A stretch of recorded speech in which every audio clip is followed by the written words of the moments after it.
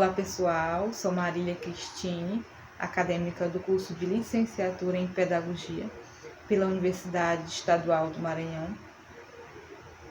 Eu vou abordar o tema Processo de Colonização no Brasil e a Pedagogia Jesuítica, referente à disciplina de História da Educação Brasileira. O processo de colonização no Brasil iniciou em 1500, com a chegada dos portugueses. O Brasil, então, dando entrada na história da chamada civilização ocidental e cristã, onde o processo de colonização ele só teve início em 1530, porque preocupado com uma real possibilidade de invasão dos holandeses, ingleses e franceses, o rei de Portugal, Dom João III, envia a primeira expedição, comandada então por Martim Afonso de Souza, com o objetivo de povoar as terras brasileiras, expulsar os invasores e iniciar o cultivo da cana-de-açúcar. Esse processo teve uma organização que foi feito com a divisão em capitanias hereditárias por faixas de terra doadas aos donatários.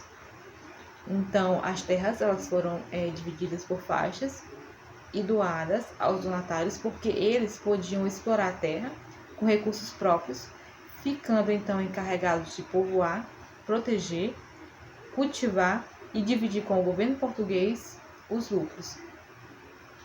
A chegada dos jesuítas, também chamado de Companhia de Jesus, ocorreu em março de 1599. O primeiro governador-geral, Tomé de Souza, chegou ao Brasil, trazendo consigo os primeiros jesuítas, tendo como um superior o padre Manuel de Nóbrega, que tinha a missão de pregar a fé católica, ligando aos trabalhos educativos. Nesse período, os índios passavam pelo processo de catequização, também orientados ao trabalho agrícola, que garantia também aos jesuítas uma de suas fontes de renda. O objetivo era propagar a fé católica, converter os índios ao cristianismo e, de quebra, ensinar os saberes básicos, como ler e contar. A atuação pedagógica dos jesuítas. A atuação pedagógica era baseada nas posições sociais dos indivíduos, ou seja, os ensinamentos eram divididos por classe alta e classe baixa. A educação, para as funções elevadas da estrutura do Estado ou do mundo eclesiástico, era resguardada para a elite dominante. Já os demais da sociedade recebiam a instrução dos conhecimentos necessários para o trabalho, para a vivência social e cumprimento da fé católica. Para os índios, ensinavam a origem da língua, os deveres e obrigações. Para os brancos libertos, o rudimento da escrita, da leitura e os deveres.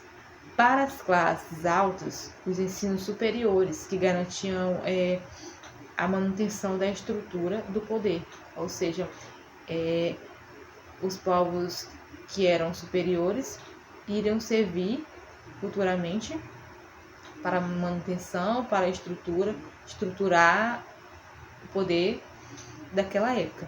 Já para os escravos africanos e alforriados, ensinavam os ofícios, ou seja, apenas as obrigações e responsabilidades.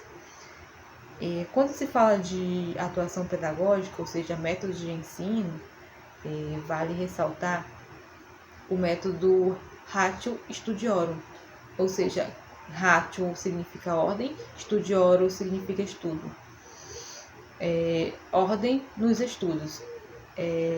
Era um plano de organização, ou seja, um plano organizacional de estudos da Companhia de Jesus, fundamentada em experiências vivenciadas em colégios romanos, que surgiu com a necessidade de unificar o procedimento pedagógico dos jesuítas, ou seja, eles precisavam ampliar e unificar, ou seja, tornar-se único os seus métodos pedagógicos, porque diante de uma grande expansão dos colégios que eram confiados à Companhia de Jesus, houve essa necessidade de trazer esse método que era trazido lá das escolas romanas, dos colégios romanos.